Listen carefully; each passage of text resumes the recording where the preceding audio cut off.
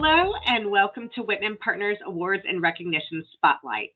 This award season, we are highlighting the 40 fast and future leaders of surgical services.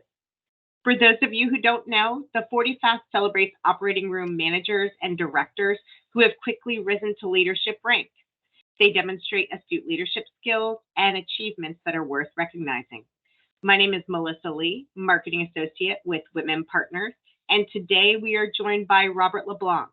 He is the Clinical Nurse Manager over the operating room and endoscopy at North Oaks Health in Hammond, Louisiana. Welcome, Robert. Thank you. Staffing has certainly been a problem ever since COVID, and we're still dealing with that now. Probably one of the worst staffing shortages I've certainly ever seen. For staffing, for us, we try to be as creative as possible when it comes to staffing our operating room to our schedule volume. So we run into a lot of crunch times, especially around certainly prime time is between the hours of 6:30 and 3 when most of my staff is there, and then we go down in rooms, but we also staff to the day. So certain days of the week have higher volume levels, and so we're staffing based on that as well to help put the people where they need to be based on our volume. Another another way that we've been staffing or that we've helped staffing out is we're working on our long-term goals of getting more and more people funneled into our program. So partnering up with certain scrub tech schools throughout the area has been very beneficial, and not only allowing them to see our work environment and how great it is here, but also allowing us to see their work ethic and knowing which scrub techs I want to hire on. But it gives them an avenue of, hey, I've got a foot in the door in this job. People know how I work. They know the job that I do, and hopefully they hire me on. And I've hired quite a few that way. The same thing goes for our nurse tech program as well. So our hospital has a wonderful nurse tech program where our nurse techs are coming through while they're in school, and they're being assigned to certain departments they're interested in. And so I've got my nurse techs with me. They're pulling cases. They're learning to do a lot of different tasks and duties around the operating room, but they're also meeting our people. They're meeting our physicians, and they're seeing how we work. They're seeing where everything is, which is a huge part of working in the operating room, just knowing where things are. And that's really helping them whenever they're getting out of nursing school and wanting a job with us. They've got a leg up on the competition when it comes to their orientation. Certainly our staffing shortage is probably not going anywhere throughout the rest of the year. That's what we're looking at right now as probably our greatest hurdle. I've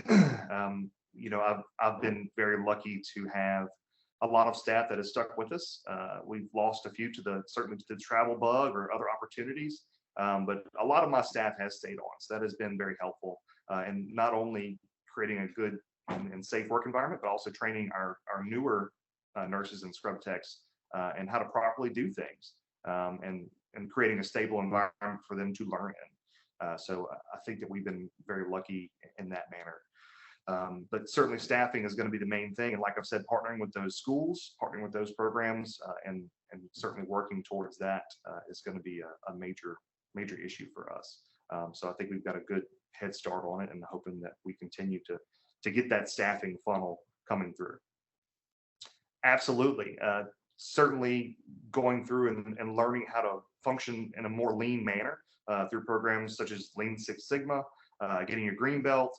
Those things are all extremely important, more now than ever in the operating room. So learning how to run lean, to do more with less, and make up for some of the losses that we incurred during COVID are going to be extremely important moving forward, but also setting the tone for what we can possibly accomplish in the years to come. And it's definitely changed the landscape of what this looks like. We're seeing more and more people with business side to them, with business degrees. Our current director here has a business degree. She's wonderful. So she's been very helpful in mentoring me on that aspect of it, because as coming from a staff nurse position, we don't see a whole lot of that side of it. And so that's been very beneficial to me, of having a mentor that can explain that side of the hospital. Certainly my growing pain has been learning the business side of it, trying to think more in the big picture and seeing the forest through the trees. That's something that, you don't get a whole lot of training in during nursing school. So having my mentors of my director, my VPs, other managers that have been around for a while has been extremely helpful to me. They've been a big part in helping me learn that aspect of it and think a little bit differently, because that critical thinking pathway moves from that patient base to the business base in a lot of my aspects. And that's been certainly a difficult thing. But I think that they've done a great job in helping me acquire that and mentoring me towards that fashion. My onboarding process was very unique. I started over at this hospital after over 10 years in the operating room as a staff nurse in October of 2019. And then by January of 2020, I had taken over the manager role, which was vacant at the time. Then by March of 2020, of course, COVID hits. So my onboarding process was certainly a lot different than it usually would be. I had a couple months to really kind of learn the ropes, as it were, and then it just thrust us all into something we've never dealt with before. So it's been a trial by fire, but I also think that it's made me a better manager through it, of having to deal with that, because now I kind of feel like, man, if I can get through COVID and get through this staffing crisis, it's going to be really easy once all this calms down. But that's certainly been an issue in my onboarding process, but nothing that anyone could have really helped or even predicted. So the best thing that you can do is roll with the punches and learn from those around you that have been doing this for a while and take their lead. Time is a huge portion of that. Downtime, when your schedule grinds to a halt, when things are supposed to be coming out of the rooms and procedures are supposed to be ending and they're not. And also the fact that we sometimes do have downtime in our schedule. So that's why that creative solution of staffing towards our volume is so very important to us.